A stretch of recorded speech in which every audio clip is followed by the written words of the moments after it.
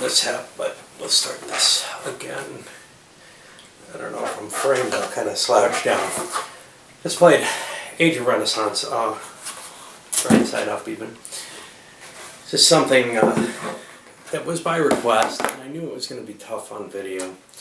I've soloed it several times on my own, and it's always a taxing game in the same way as some of these others are that I have trouble doing the video for.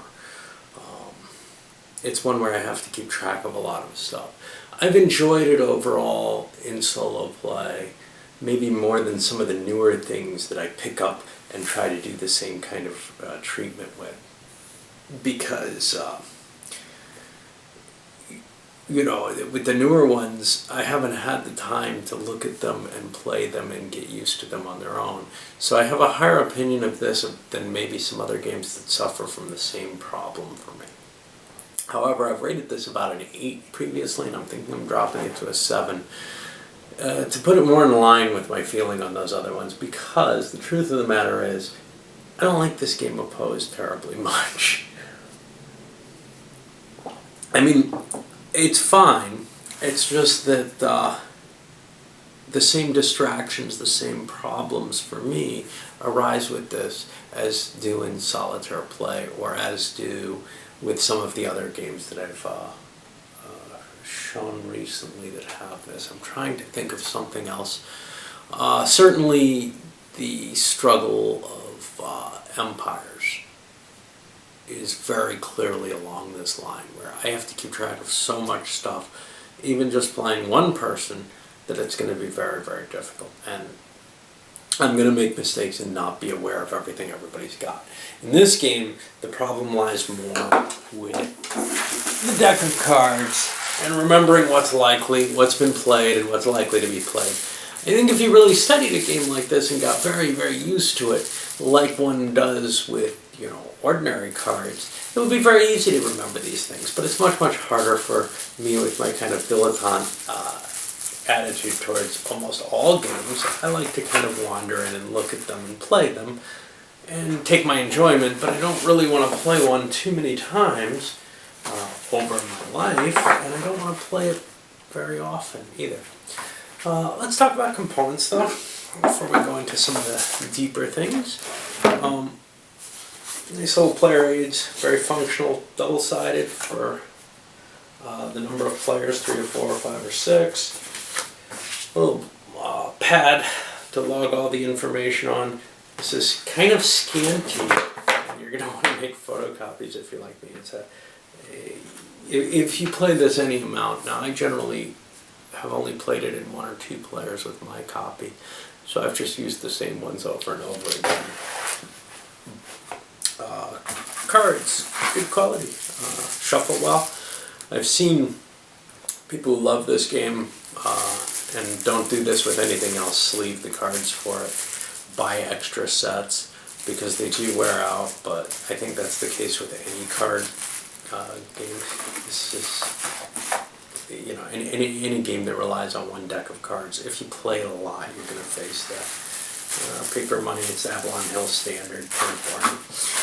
Counters, pretty, kind of glossy, so they rub the image rubs off quicker than other things. This is a game where you hold the counters a lot. And yes, I know I'm going into some really goofy stuff here, but you're holding a stack of counters trying to figure out what you're going to place, and you're going to see my set's not badly worn, but I was aware of this before I've ever played with my set and saw other people's sets lose some of the facings on the counters very quickly. You might want to laminate them if you play it a lot. You might, at the very least, consider not, you know, holding the counters in your hand while you're thinking, because glossy counters seem to lose their facing faster than others. The rules, to me, are horrendous. They're filled with color and pictures and written in a really, really obnoxious style, with sort of the, you know, let's use the Avalon Hill case point type situation without the advantages of all kind of cross-referencing. It really is about as bad as a rulebook can get. I love my numerical cross-referenced rule sets like SPI and the gamers produce. Avalon Hill's always been iffy about those. Sometimes they get it fairly well done, but here they got it so wrong. I can think of games that they've done worse with. It's not quite as bad as Republic of Rome, but it tries. I'm sure that there are online revisions to the rules that you can probably print out without all the ugly pictures, pretty pictures, and all the colors. But this thing is really a pain in the butt to follow. And the map.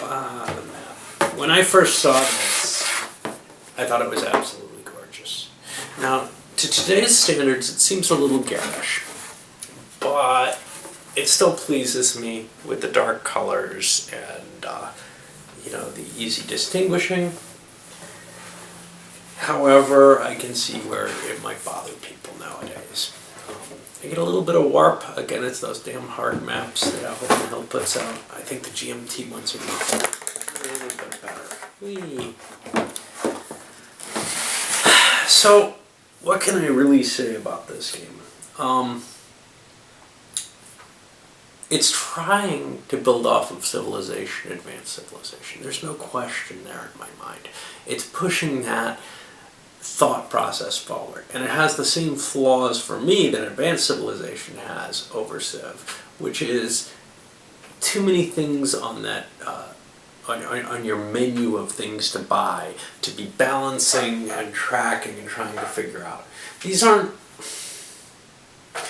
to some extent, you can kind of look at something like something I did recently, Space Empire 4X, and say, well, you've got all these different techs that you've got to buy.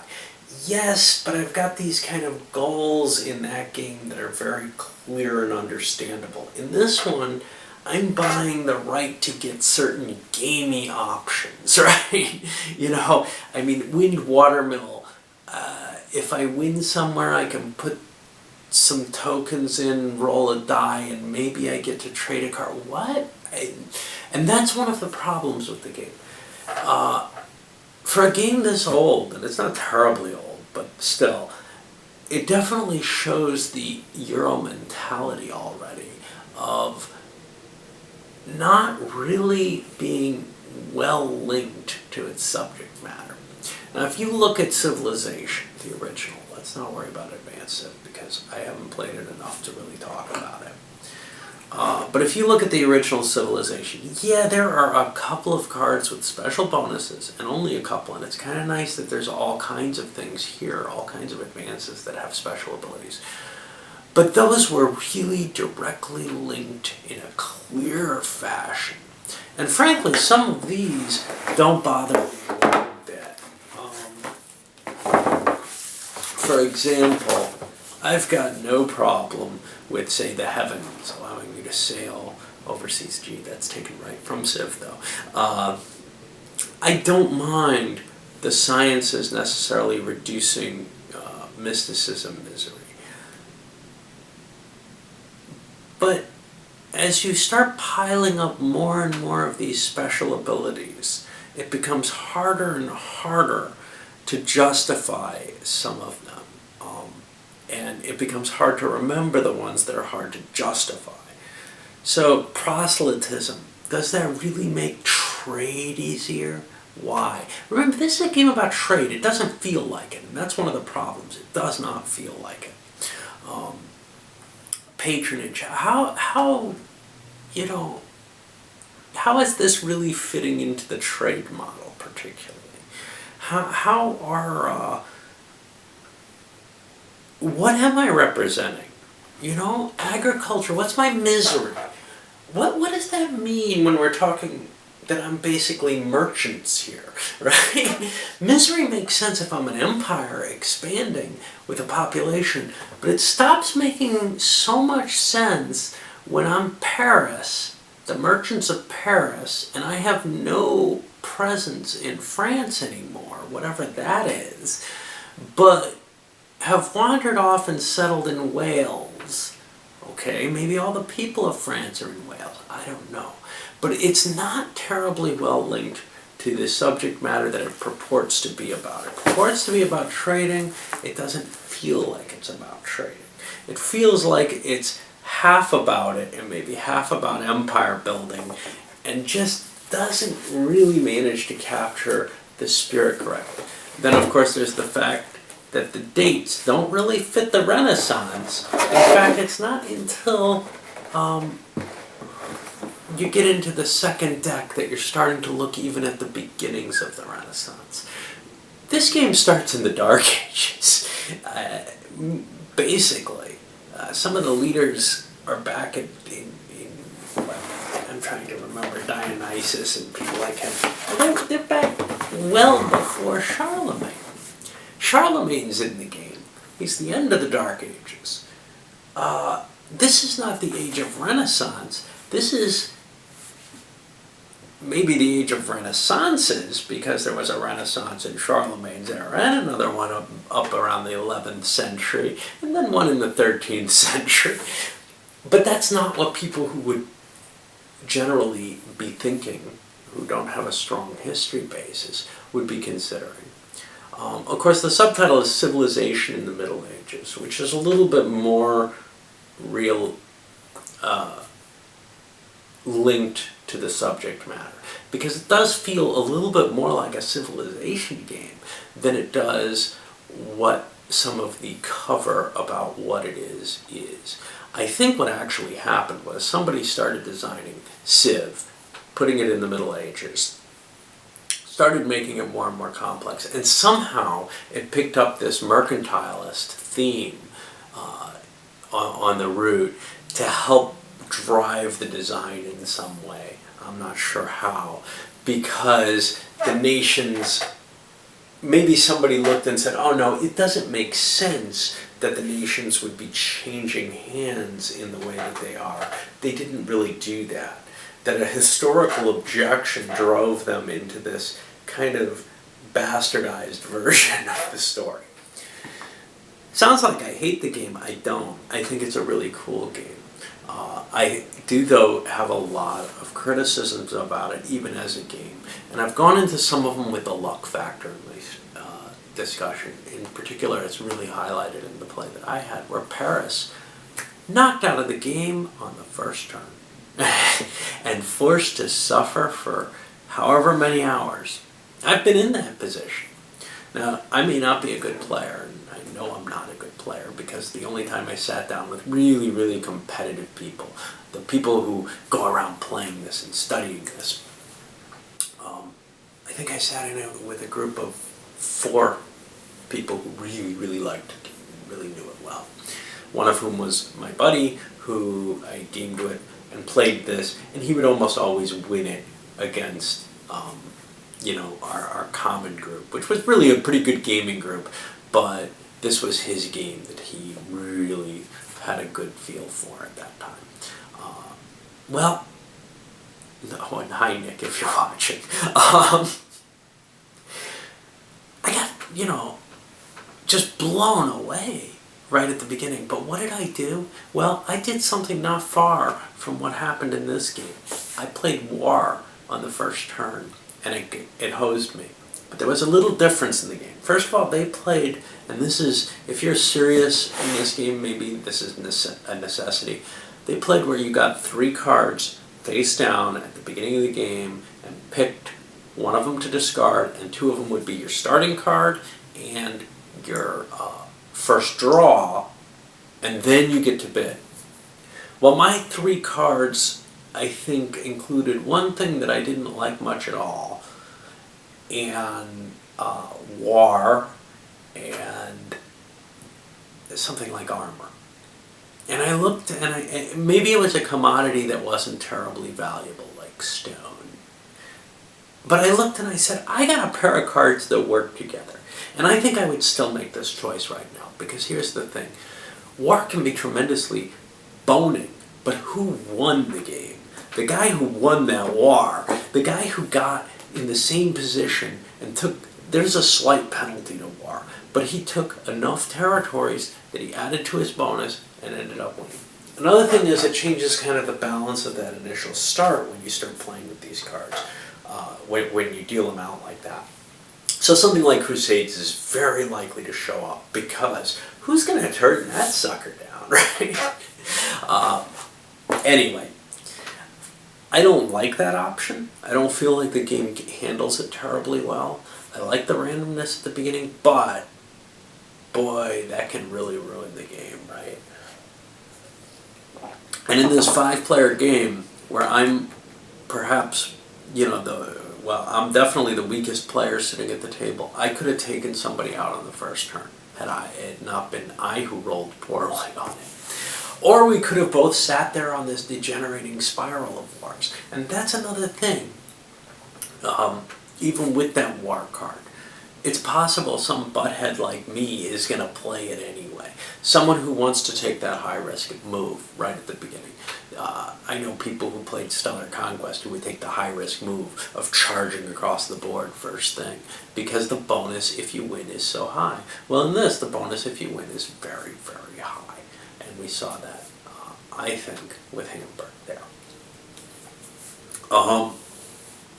So outside the luck factor, a lot to keep track of, a lot of different advances. You kind of have to know what everybody else is capable of too, what kind of advantages they're going to pull on you.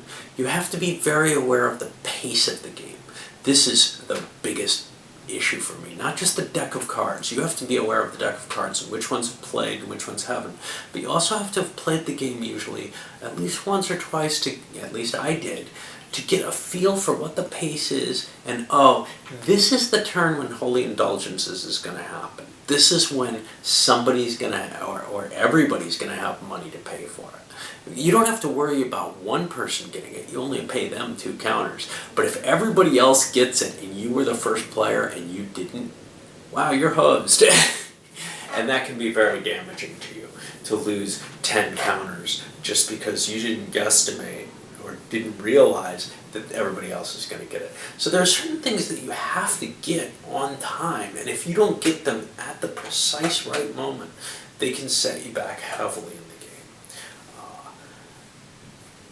There's a lot of luck throughout the game, there's no question of that. Even in the final turn, if things are right down to the edge close, well, there's that extra draws coming from the deck at the end. And you don't know who's going to pick up, extra commodities that they're forced to play. You don't know what loser players who are holding on to stuff that they can't get rid of have and what it's going to affect. There's just a lot of stuff here that you can try to control, but in the end, you may not have enough control to determine that you're going to win. You may not have the control to really influence that too heavily. You can put yourself in the top tier of players, but it's not like an 18xx game. You can't say, this was my doing.